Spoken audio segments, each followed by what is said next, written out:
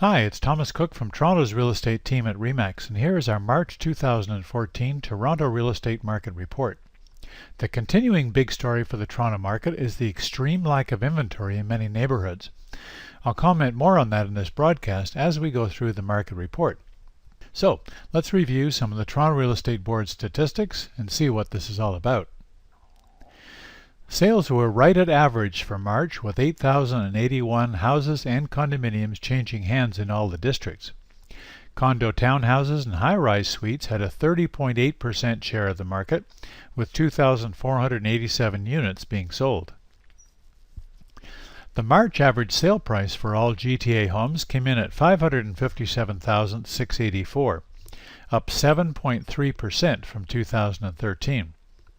I'll show you a graph of the average sale prices over the past several years in just a moment. The active listing inventory is one of the strongest indicators of how smooth or outrageous the market's going to be. We had a 7% decline in inventory for the month of March compared to historical numbers, and lower by 10% from last year at this time. The sales to listings, or percent chance of selling ratio, is how we determine what type of market we're actually in.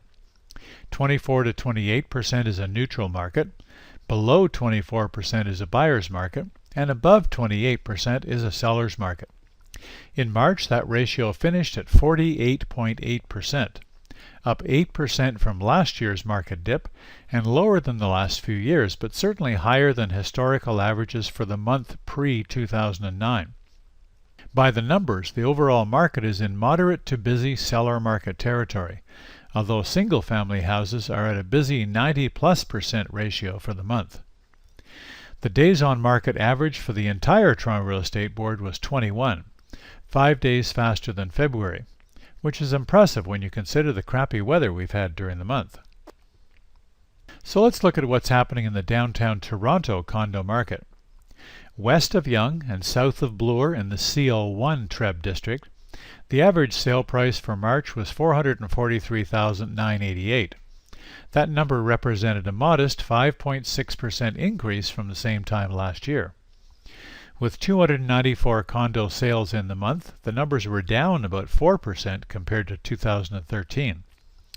The ratio of sales to listings moved up to 23.3%, which leaves CO1 still in buyer market territory.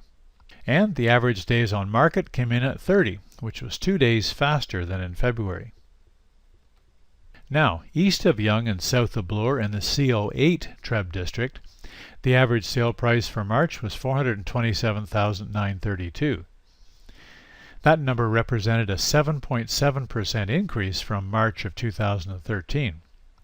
And with 110 condo sales in the month, the numbers were down almost 10% compared to last year.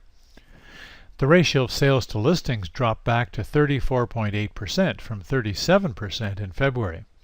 That number puts CO8 in moderate seller market territory. The average days on market came in at 22, which was 5 days faster than in February. To summarize, while the listing inventory was up modestly by 5 to 6%, sales were down by 4 to 10% from March of 2013. However, despite the increased inventory and lower sales, average sale prices increased 5 to 7%. I'd say the condo market downtown is still looking terrific for buyers and okay for realistic sellers who price their homes based on current market conditions.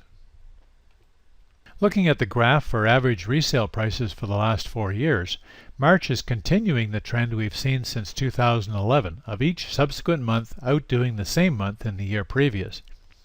So far, these increases have been moderate, but a lot depends on more listings coming on the market to restrain prices from increasing at too high a pace.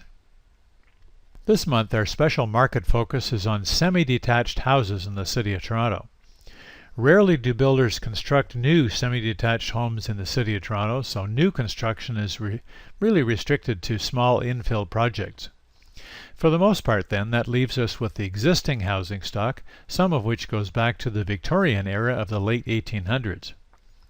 The chart on this page shows that the average semi-detached house in Toronto now sells for just over $658,000. That's up a moderate 8.4% over the same average 1 year ago. And notice the days on market numbers in the right-hand column. The average is just 11 days.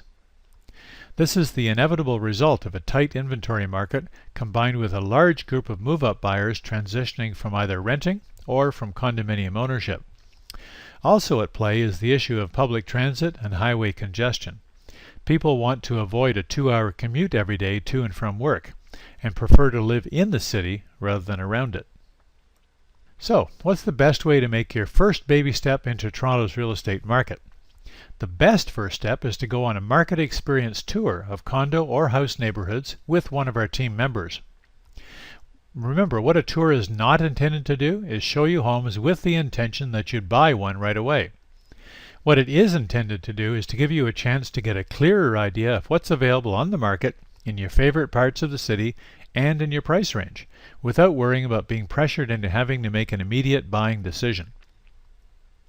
Once you had your tour, we want you to go back home and think about what you saw. You'll then be better able to set up a good home buying plan and make smart, educated decisions about where and when you want to be in your new home. You can sign up for your condo tour at dailydowntowncondotours.com. That's dailydowntowncondotours.com. And a tour of houses at dailytorontohometours.com. That's dailytorontohometours.com. Remember to check back here in early May for our April Toronto Real Estate Market Report.